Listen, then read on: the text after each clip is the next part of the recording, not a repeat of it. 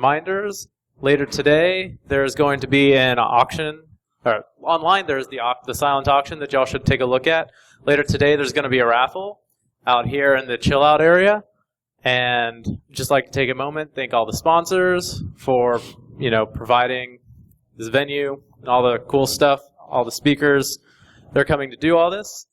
And without further ado, it's Mr. Don Quixote. He's here to talk about all the stuff that y'all are here to listen to. So before we get started, I have a tradition in my talks. I've been doing this for 30 years. Back when I was at Lockheed, we used to do this.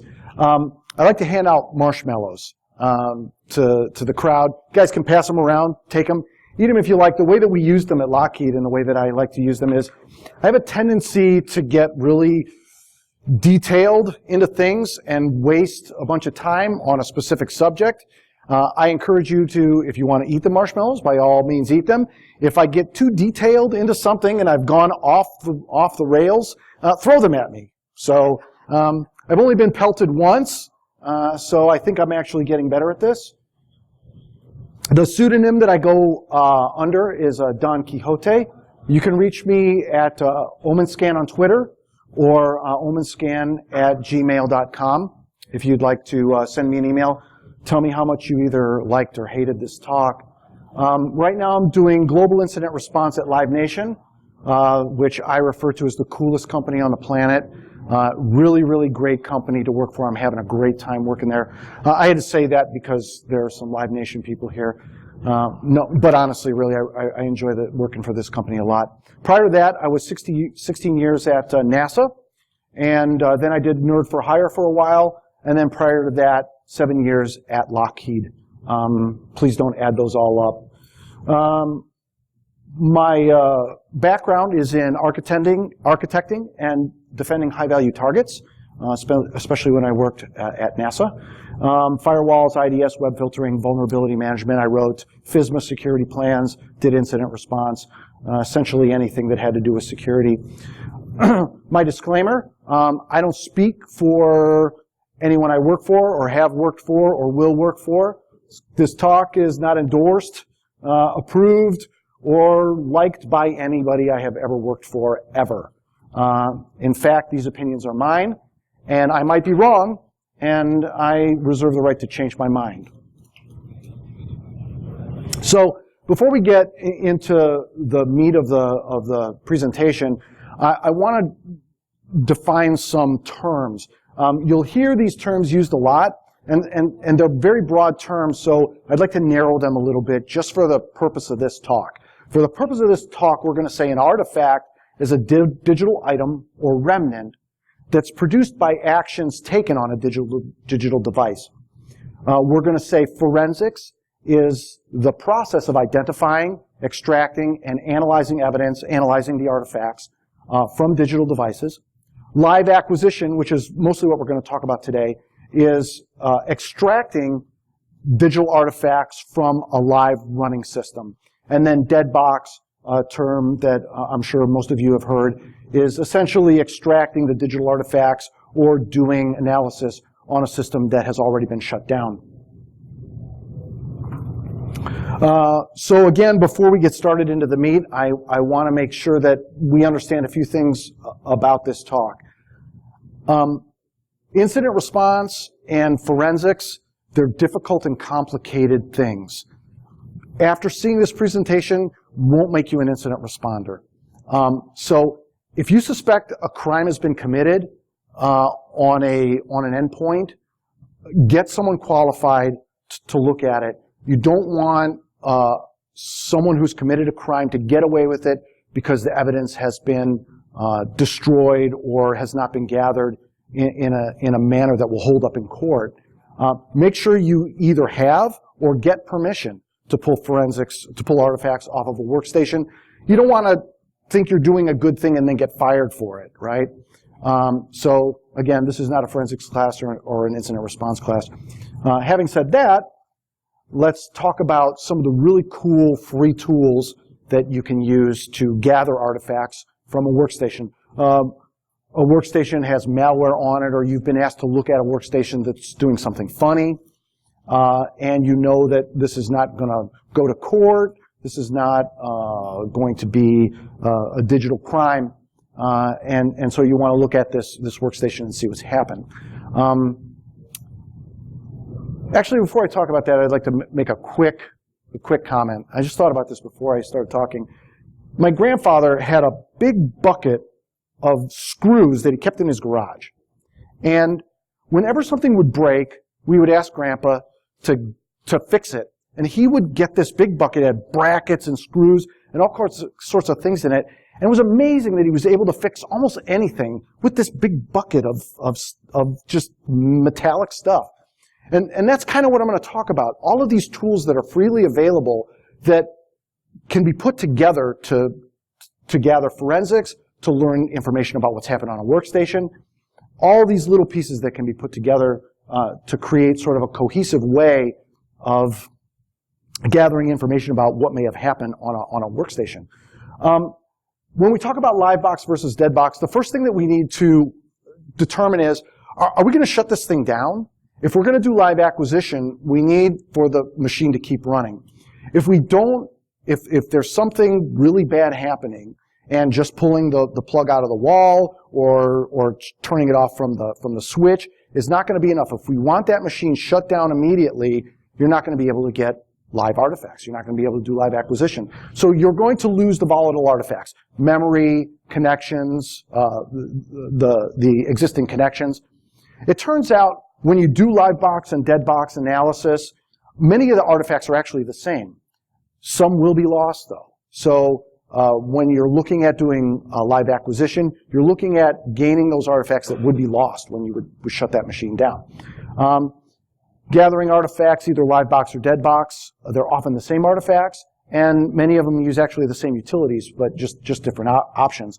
And we're going to focus primarily on live acquisition today. There are a lot of really, really good Windows tools for gathering artifacts, gathering forensics on a Windows machine. Problem is, finding them is hard. And once you find them, there's going to be a lot of trial and error to figure out, what do I want repeatable? When I go up to a machine, what options do I want to run this utility with? And it turns out many of these utilities are vertical. They're very specific. So you need many utilities to gather many artifacts. There's not one single utility that will just give you all the information you want. So what I'm going to talk about here is not only gathering the artifacts, but creating the toolkit to gather those artifacts. And part of creating a toolkit to do that is to know where the utilities are at and to download them. Now you can use a web browser, you can search Google, you can do this all manually. But once you know where these utilities are, you can actually create a toolkit, create a script that creates the toolkit, automatically downloads the utilities and unzips them from the websites of the researchers that provide them for us. For that, I like using curl. You may find a different utility that you like better. I like curl a lot. And then InfoZip. These are both free.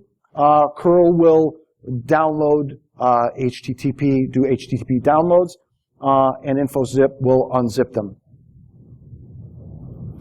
So we have all these utilities, but we don't want to walk up to a workstation with a handful of utilities and have to type them all in. So we want to take everything and put it into a cohesive, repeatable, and understandable process. And to do that, we script it. We script all the utilities together. Now, the problem with scripting is that we run into something called observer's paradox. Observer's paradox is this concept that by observing something, you actually change it. And this is what we find when we're doing live acquisition.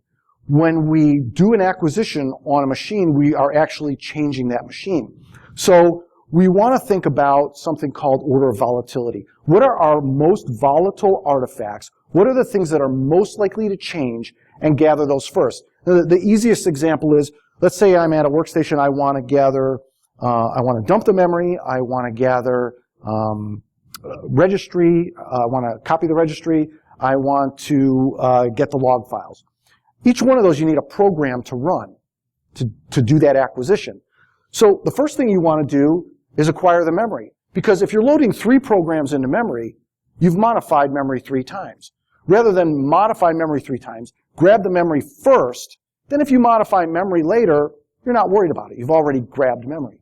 So order of volatility is something to be concerned about when you do this. I usually try to grab everything I can. You may run into issues of how much time you have available or how much disk space you have available. I've run into both of those. And so when I run into that, the artifacts I gather are the ones that I think I'm most likely to need. So let's talk about specific artifacts. First, gathering memory. Two great utilities, WinPmem and Memorize. First utility, this is all free software that I'm talking about. WinPmem can be downloaded from the Google Recall repo in GitHub. It's my favorite utility because it's really easily to script. It's really easy to script, and it's really easy to download. So if you're creating a toolkit to download these utilities, this is very easy. Mandiant also provides a great utility called Memorize. Works consistently well. I've used it for years. Very good utility for grabbing memory. But it does have some idiosyncrasies that make it a little bit less desirable than WinPmem, in my mind. Others may feel differently. There are a few others. There was a new one I saw by Magnet Forensics, I think, that looked really good. I've played with it a little bit. But these two are the ones I use consistently. Side note, Volatility is a free piece of software you can use to then analyze the memory dumps that you've created. Volatility is a wonderful piece of software. Whether volatility is free, but if you had to pay for it, it would be worth it. Just a tremendous piece of software. So the next artifact that we're interested in is disk artifacts, right? So the primary thing that you're going to be interested is something called the MFT, the master file table. Turns out, not only in Windows, but in a lot of operating systems, there are some areas of the disk that just really aren't meant to be copied. So there are no native or common ways to do that. So we need people like, I'm probably going to butcher his name. I think it's pronounced Joachim Schicht, Jay Schicht. He provides a free utility called raw copy.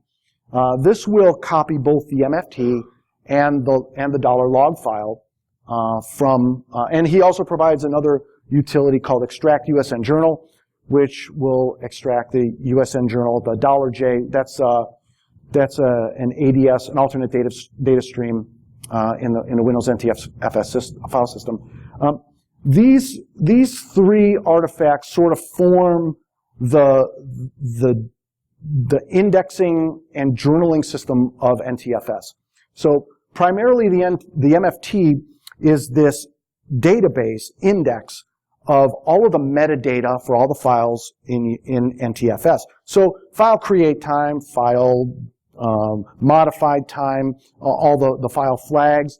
Now, it turns out the MFT is database-ish in that it grows, and when a file is deleted, the entry's not actually deleted in the MFT. It's just marked for reuse. So if you have a very large MFT and there isn't much activity on the system, MFT entries for files and directories on the system can last a very long time, days, weeks, months. So when you're looking at what may have happened on a workstation, even though the file may have been deleted, there still maybe an MFT entry for it. NTFS is a journaling file system. So the $log file and the USN journal form the journaling system. Again, just to reiterate, Jay Schicht's GitHub repository provides these utilities, raw copy and extract USN journal, that can gather those artifacts. Just a quick note, these are raw artifacts. This would not be human readable. You need some other utility to then look at that data. There's a great piece of free software, ANJP. It's free for non-commercial use. If you're going to use it for commercial use, please pay for it. But it can read in the MFT log file in the USN journal and then give you a timeline of the activity on your system.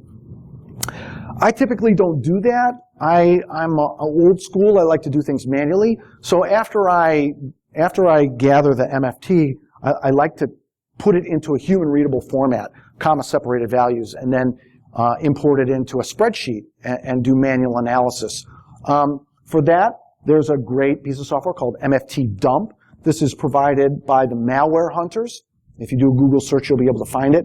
It will take this raw MFT and parse it into a comma-separated value that you can then do analysis on it, however you normally would do your analysis. I use a spreadsheet, but whatever will read comma-separated values will read this data, and you can do analysis on it.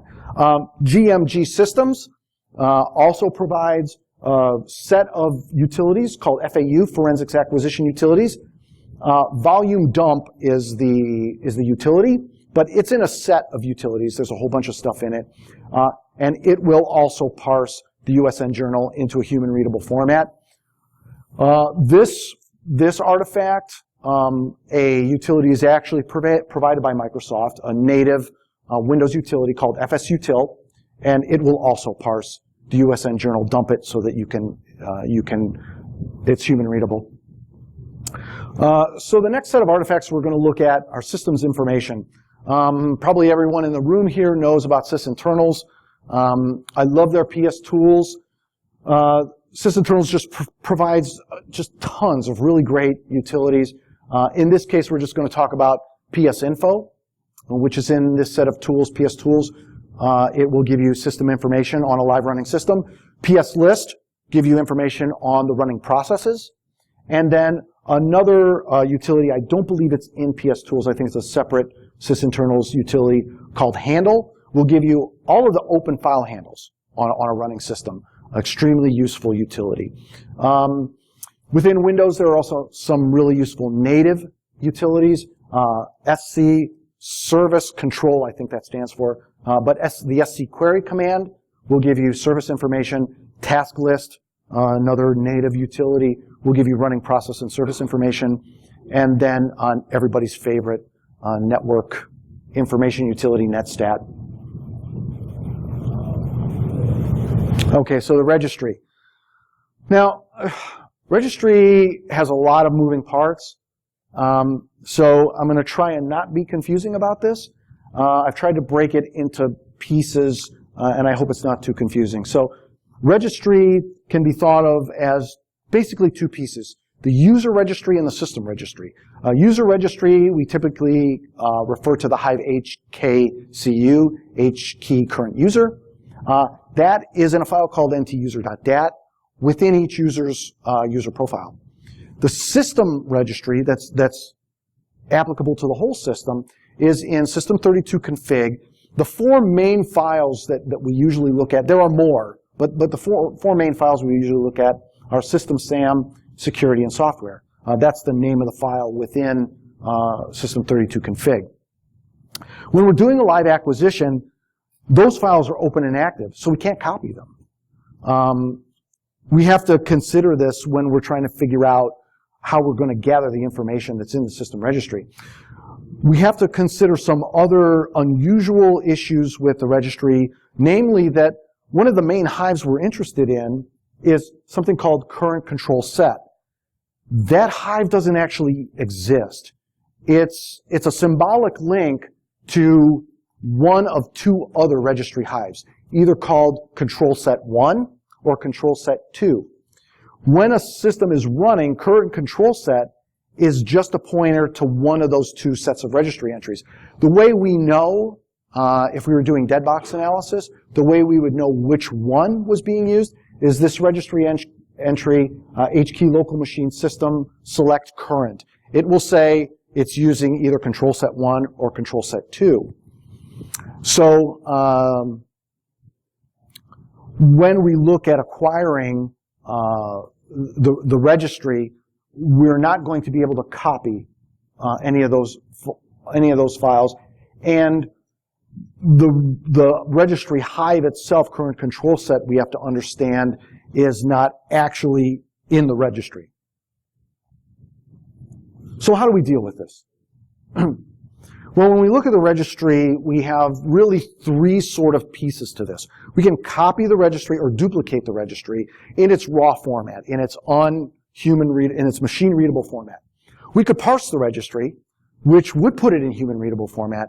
The problem with parsing the registry is you lose the metadata. So what are we concerned about when we do analysis? What is the metadata we're concerned about? Turns out the registry keeps track of the last time a registry key was written.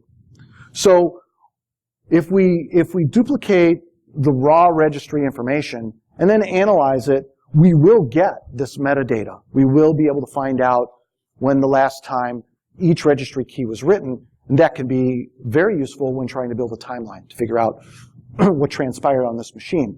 But parsing the registry into a human-readable format also has value.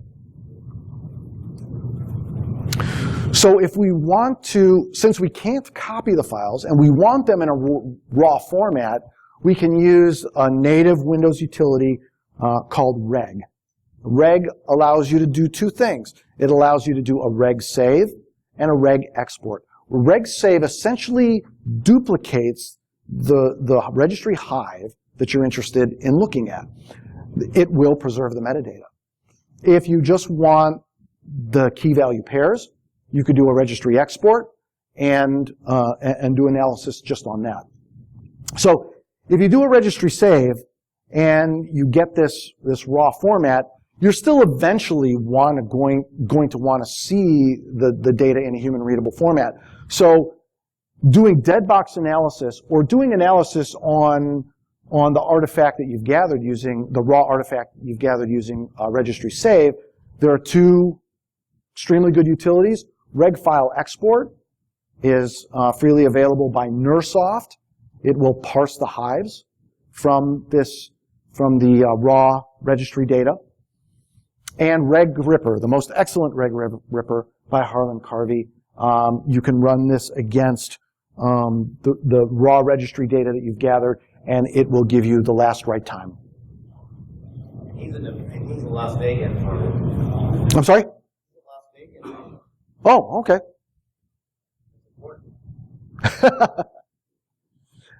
The next artifact that we're going to be interested in, oh, I'm doing great. Okay, good. The next artifact we're going to be interested in is the event logs. These turn out to be very easy to acquire. Under System32 WinEVT logs, you could just use a regular DOS copy to copy this data. One thing you do have to be aware of, a little idiosyncrasy, is if you're using Windows native tools, on a 64-bit system, System32 doesn't really exist. It's called sysnative. But you can refer to System32 and it will work. Microsoft will map everything over to System32. However, when you're writing your own utilities, you have to know that you actually want to grab the artifacts from sysnative. When you want to parse those event logs into a human readable format, another tremendous sysinternals tool, psloglist. I like this utility a lot.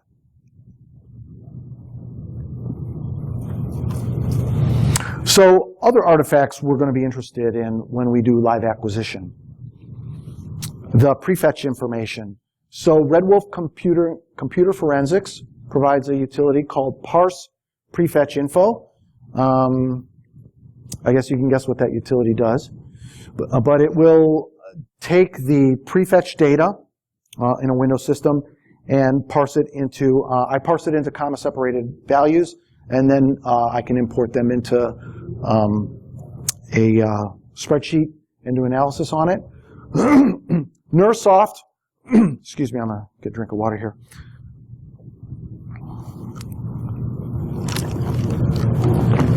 Nersoft also provides some other really good utilities. Last activity view, very, very cool utility. We'll essentially go through all the common areas in a Windows system where activity information is stored in the registry, in the event logs, in the prefetch.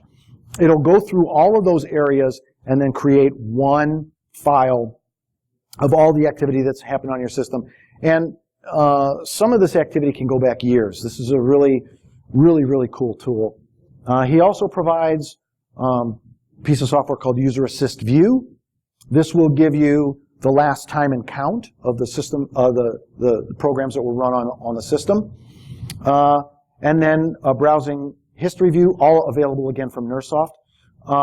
This will take the 4 major browsers, Internet Explorer, Firefox, Chrome, and Safari, and it will go through the history data of all of these utilities, of all of these browsers, and put them into one cohesive file to be analyzed. Turns out when you're doing analysis on machines, it's not uncommon at all for someone to use multiple browsers on a machine. So having one view of the history of all 4 browsers can be really useful. One other thing real quick, you'll notice that we might be gathering the same forensic artifacts from multiple places. This is also really important and helpful because when you're trying to build, to reconstruct what happened on a workstation, if you have an artifact that says something happened, that's useful. If you have 2 artifacts from two separate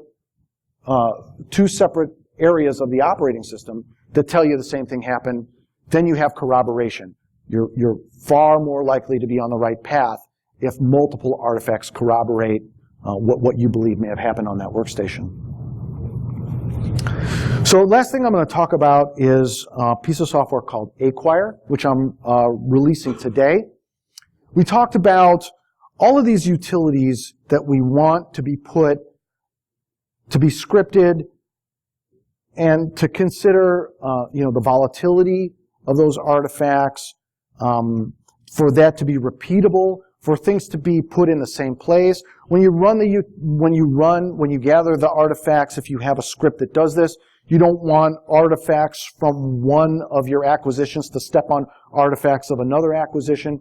So what I wanted to do was to create a scripting tool and framework so that you could script all of these utilities in the most beneficial way, and to add things into the scripting language that you wouldn't see in a normal scripting language. And I'll talk about that in just a minute. So what was the problem I was trying to solve? If you've worked with any incident responders, you know that eventually every incident responder creates a script to do this. I've seen these scripts in batch files, VB script, PowerShell, Perl. They can come in all sorts of flavors and fashions. What I have not found is a script that helps you build the toolkit. Now, why is that important? It turns out that after many years, I had all sorts of stuff in my scripting toolkit. I wasn't sure where I got it from. I wasn't using it anymore. I wasn't sure if I still needed it. Toolkits you can lose track of your toolkit very quickly. So I wanted to create a utility that not only ran acquisition, but allowed you to build the acquisition toolkit itself, and thus kind of self-document itself.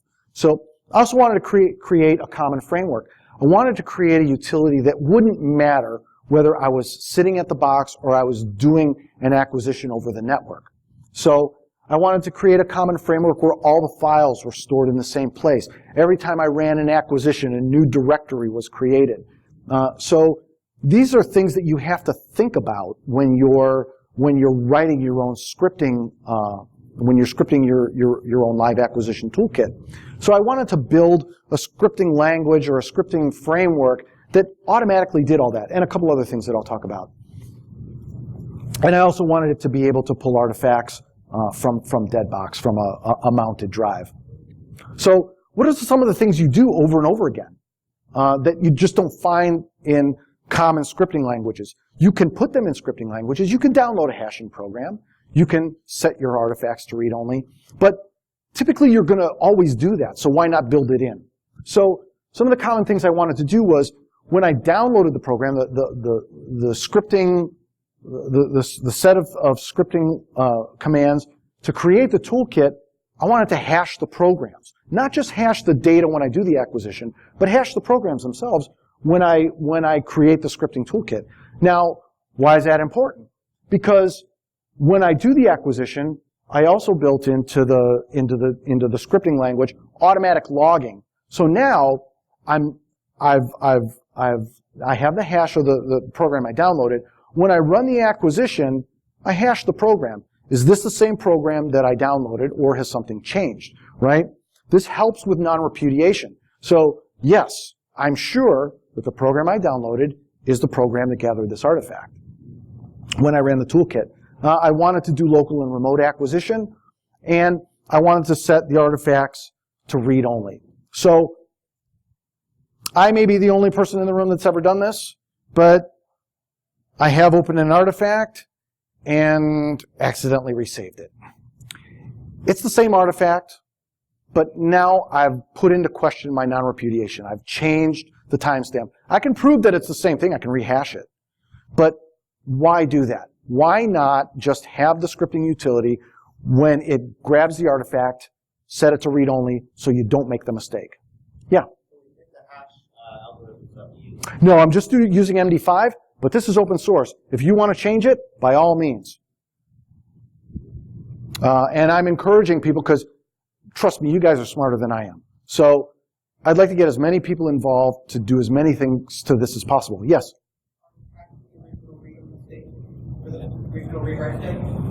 The original, I'm sorry, read-write. When you say you're changing something in the metadata by setting it to read-only, are you keeping track of what it originally was, whether it was read-only or not? Well, it's going to be read-write because you're gathering the artifact, you're writing the artifact. So it's a new file. So you're not making original files? Any original, I'm sorry, file? If the original file was a read-only file or a writable file, you're not maintaining that knowledge? No. No, it's just automatically set to read-only. But it's a good point. So, you know, maybe we have to give some thought to that. Yeah, absolutely. That's why I'm here. I wanted to focus on order of volatility. I wanted to self-document, so not only the running of the toolkit, but the actual creating of the toolkit. I wanted it to be open source, and I wanted it to be compiled to minimize the impact on memory. So it's written in C. GCC. It's Windows. It's available on GitHub. You can download it now. There's an install file if you would just like to run it. The source code is there if you would like to modify it.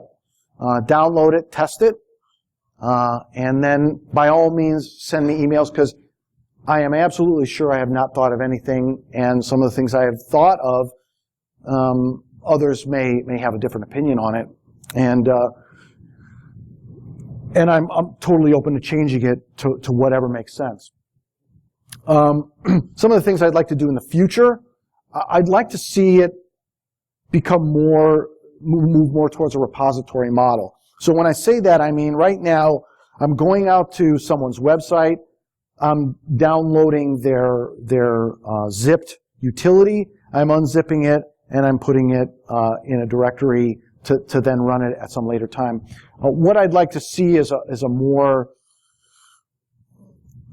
sort of codified, this is where you get the utility, this is how you do it. That, of course, will take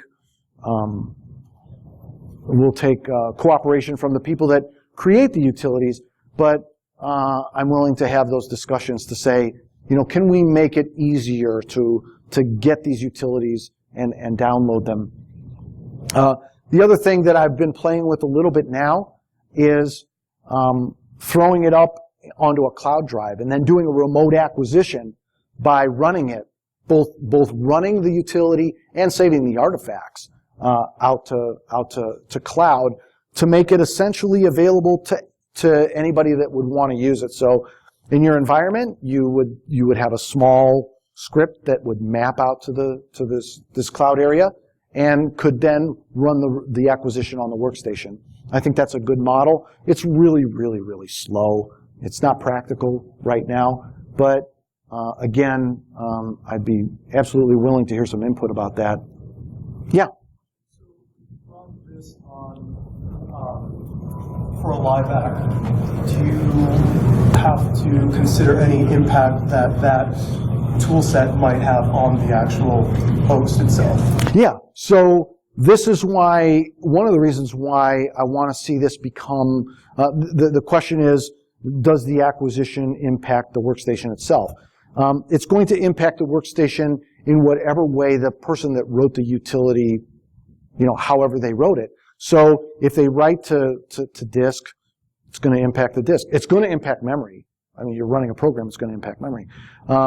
So those are conversations that I'd like to start having.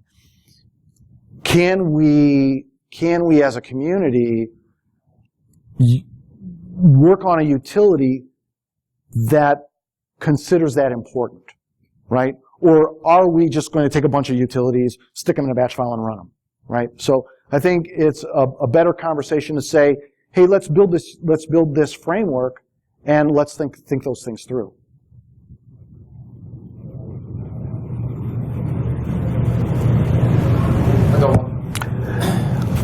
What?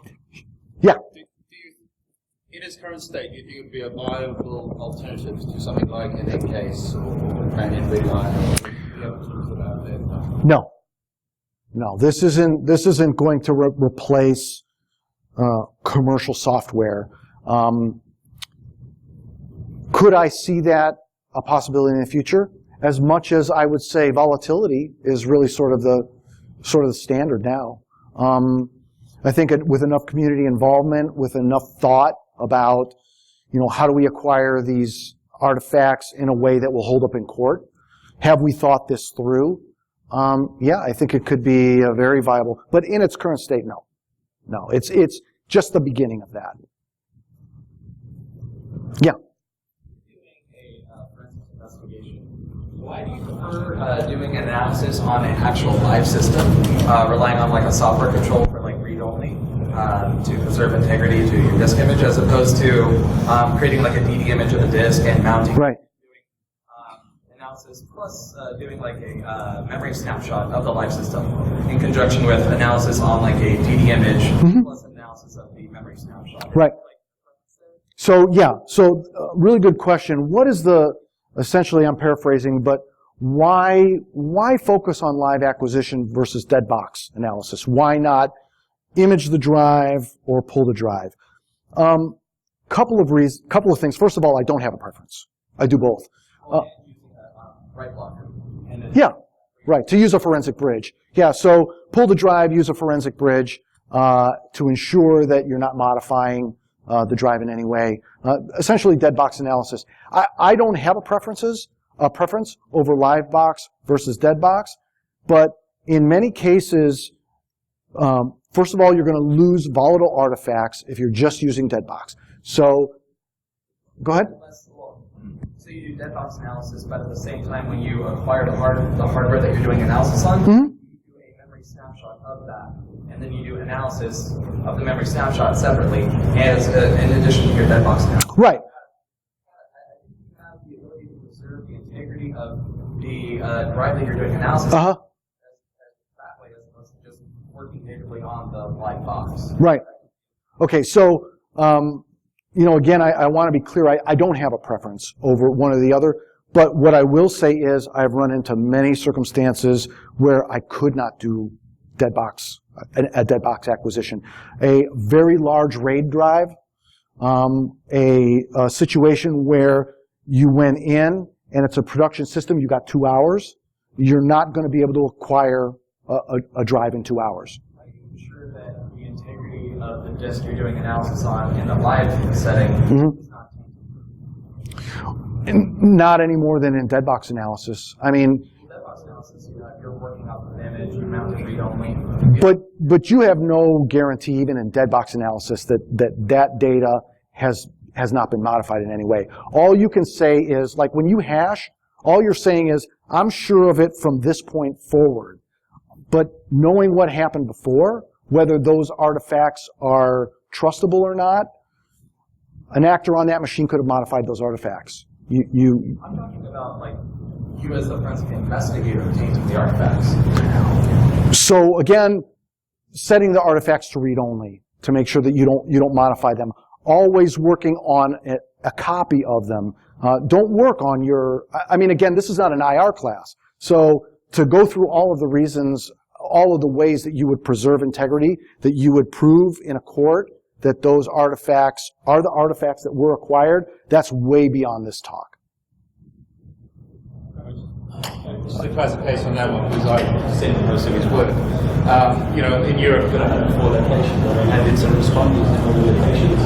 So I need David to go and do an investigation on a particular machine that doesn't contain PII sensitive data, but I need him to find out what's happened, give a that report.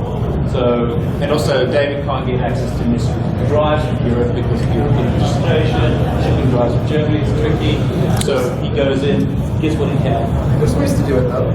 There's ways to do it globally. Like you can have, so if you have a site that's isolated from your incident response team, you can do stuff like have the help desk person using runbooks, either like DE it for you and do a memory snapshot of the system and then send those over to you through the internal network or the network that you have.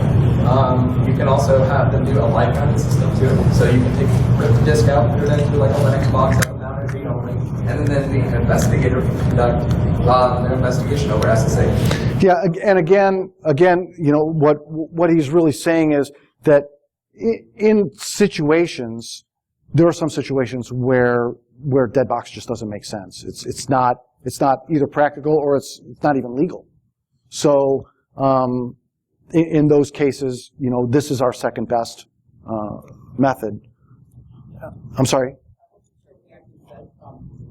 But with dead box, for instance, if the drive is encrypted, when you turn the system off, you potentially lose all access to it anyways. And then if you use the right blocker and DE a drive, you get this encrypted trash. So you can't use anything, so you have to do your image on a live system anyway. No, that's what you use things like this locker to encrypt the disk and then do analysis that way. Yeah, those are questions that are really beyond this. Those get into, again, the analysis. I have had to do analysis on encrypted drives, and so you have to use some very specific techniques to do that.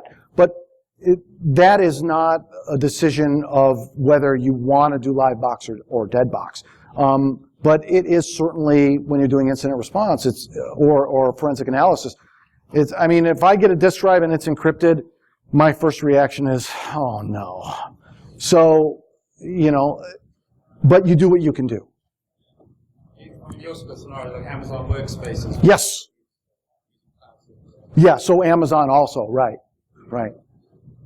What was that about workspaces? Doing forensics on workspaces, I don't think we've come across a situation yet, but we've got users new acquisition to use Amazon Workspaces. So you can't do forensics on workspaces. It really sucks. That's the challenge. It is the challenge, yeah. They need to work on it. Yeah, so again, I think probably everyone in the room is getting sort of a feel for, how many questions you have when you're doing this. And you make, through either your experience or through, working with the folks that are really expert in those technologies to say, what can we do here? And again, time is often an issue. I have been to places where we wanted to acquire the whole hard drive, but we had 2 hours, and it was a hard stop. It wasn't, well, we really don't want to give it up in 2 hours. It's our business shuts down at this time, and it comes back up at this time. If you don't get your data in 2 hours, that's your problem. So in those cases, you make the best of what you have. Gather the forensics that you can gather. Questions? What a lively group. Man, this is awesome. Any more questions for Don? All right. Yeah. So one thing I have a challenge. I do incident response for forensics. Uh-huh. Challenges is having to explain to non-technical folk the time invested it takes to conduct a forensics analysis. Like, it could take 1 minute, and there's no way to really quantify it. Do you have any tips for me on that? Okay, so here's what I would say, and I'm probably going to get in trouble because people I work with are here. But But here's my best answer to that.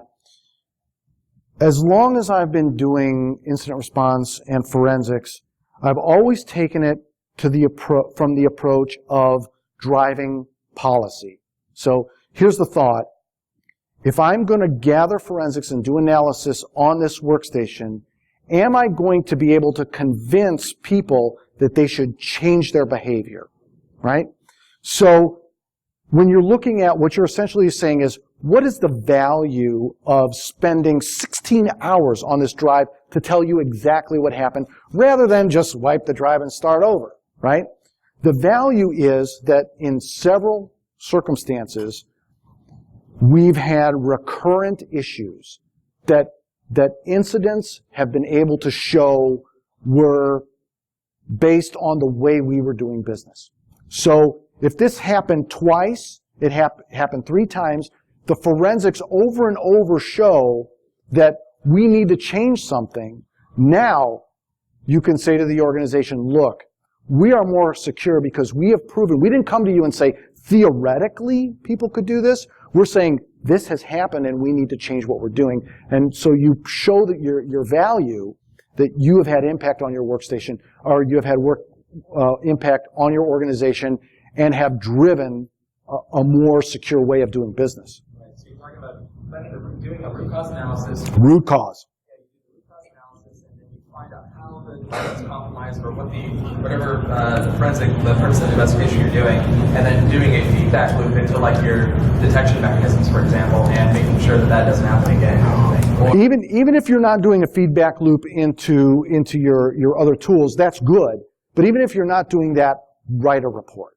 Write a report and make sure people read it. And at the end of that report, say, this is what we learned from this investigation, and this is what should be changed. And I cannot stress how valuable that is. You've read my reports. What do you think? Pretty long. They are long. They're very long and far too detailed for. But also, there are a lot of good recommendations. So one thing I always chat to David about is he'll give a lot of recommendations, not necessarily on capabilities we actually have within the company. But I think the recommendations are valued for when I take that to the business. I say, this is what we found. These are recommendations. These are capabilities we might want to look at in the next budget year. Start working through that. So he's not just looking at it from these are our capabilities and we have what we have. He's also looking ahead at because you're going to see a lot of patterns that come out of these forensics investigations. Yeah. Yeah. Other questions? Thank you. Thank you, David. All right, thank you. All right, thank everybody for coming. Awesome. Just a reminder about the silent Yes, sir. auction, Oh, here, let me shut this off. the Yes. pool party later tonight, Take 5 minutes. and here Oh, okay. That's a at 7 for the closing Oh, thank you. ceremonies. They're going to